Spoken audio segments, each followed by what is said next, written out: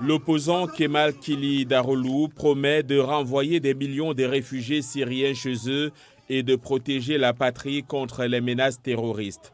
L'orientation marquée par M. Kılıçdaroğlu, qui ne se concentre plus sur la démocratie et les problèmes économiques de la Turquie, est une réaction au succès du président Recep Tayyip Erdogan au premier tour.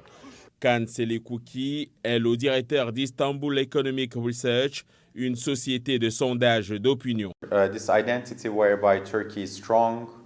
Cette identité selon laquelle la Turquie est forte et que de nombreux ennemis sont mis à l'écart et que, vous savez, tout le reste est secondaire par rapport à cette nouvelle position qu'Erdogan a donnée à la nation turque, ou du moins à la perception qu'elle en a. C'est donc cette identité qui est privilégiée par rapport aux problèmes quotidiens. Lors de sa campagne, Erdogan a utilisé de fausses vidéos grossièrement réalisées qui prétendaient montrer des dirigeants séparatistes kurdes acclamant Kılıçdaroğlu.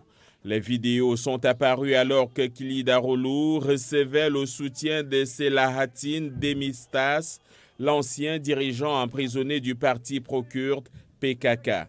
Ce soutien a aliéné certains partisans du parti CHP de Kılıçdaroğlu.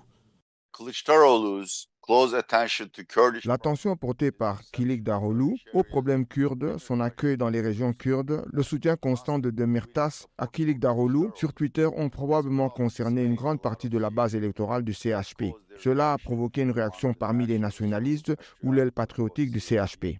Pour les analystes, certains partisans mécontents de Kılıçdaroğlu ont fait défection au profit du candidat nationaliste Sinan Okan, qui a obtenu une surprenante proportion des voix, soit 5%. Okan soutient maintenant Erdogan au second tour de la présidentielle, mais l'impact de ce soutien n'est pas clair. Sinan Ogan a une base de soutien mixte et je ne suis pas sûr qu'il puisse faire basculer ces gens dans une direction, quelle que soit leur inclination initiale. Les électeurs d'Ogan étant disponibles pour les deux camps, Kılıçdaroğlu adopte désormais une ligne dure en matière de sécurité, s'engageant à ne jamais négocier avec les séparatistes kurdes. Mais une telle démarche pourrait lui aliéner les électeurs kurdes. Les analystes estiment que Kılıçdaroğlu prend un risque. Il doit tout recommencer à zéro en fait. Et il doit convaincre les autres. Il doit aussi convaincre Sinan Ogan, l'électorat nationaliste bien sûr, et il doit garder les Kurdes de son côté. Il s'agit donc d'un équilibre très délicat. Ce n'est pas impossible, mais c'est beaucoup plus difficile qu'au premier tour.